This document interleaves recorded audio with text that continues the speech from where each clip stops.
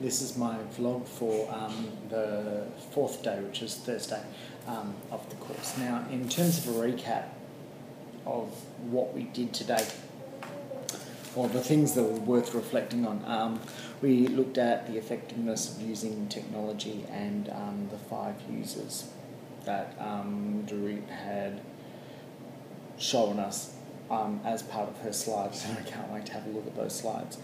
But when I was looking at the 5 users and I was identifying who is what at my school, and I'm definitely group 4, which is that notion that they are the people who go in guns a-blazing, boots and all, and basically when they find that the classroom doesn't catch up, or there's not the right tech, or something goes wrong, or you're having issues with the IT services people, that's when we kind of give up at the same time and get frustrated and burn out. And so I do recognise that I'm definitely that type of person, and so that was quite interesting from that point of view. In terms of relating that to my own experience, or what I'm going to do next with that knowledge of who I am as a user, that's a little bit of reflective thought that I'll do later. The other section that made most sense to me was that video of 21st Century Learners, and it's a YouTube video that I've seen a couple of times. And the first time I saw it, I didn't like it, and I didn't know why, but I just didn't like it. It felt wrong.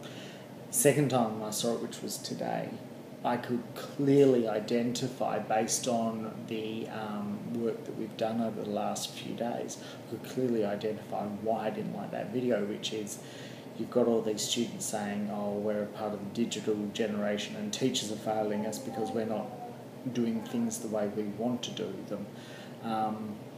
And on that video, I find that offensive. And I find that offensive from an emotional point of view, because it's essentially saying teachers aren't doing their job if they stick with traditional and more didactic methods of teaching, which I don't feel is the case. I think that there is scope for all types of pedagogy, and to just say that you have to use digital means to relate to us, I find that rather narrow-minded, and I made mention of that, and that's when Dorit turned around and said, well, that's the point of TPACK.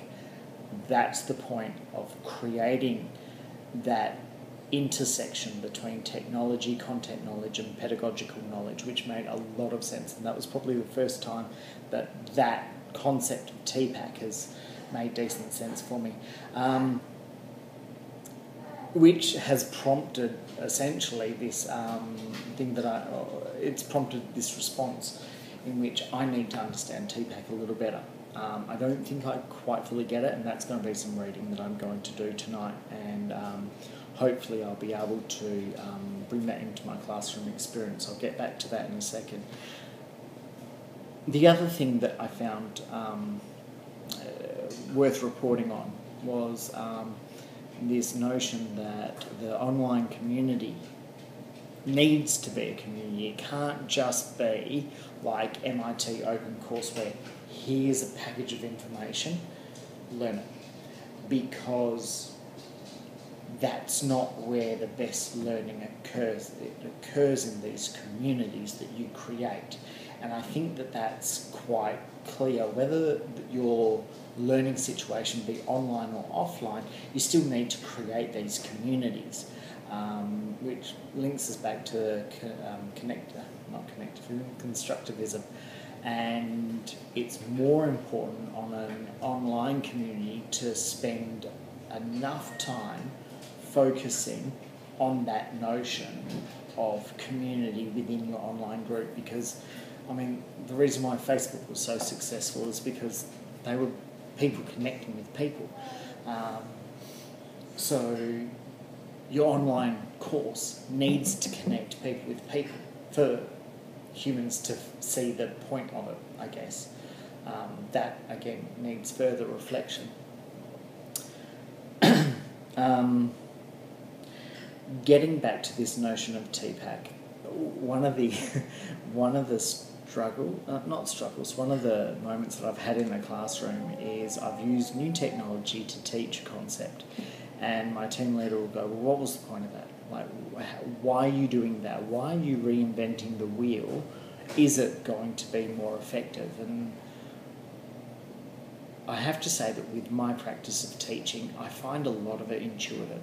I put myself in the mind of the learner, and I try to see it from their point of view. And so in this situation, using screen capture technology was definitely something that I would appreciate more.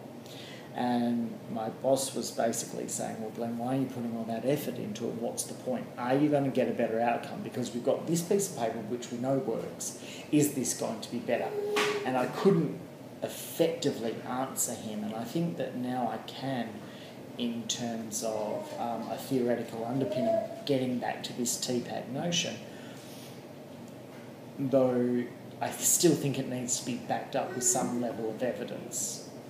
There's a theoretical underpinning, but then you need to be able to back it up with evidence.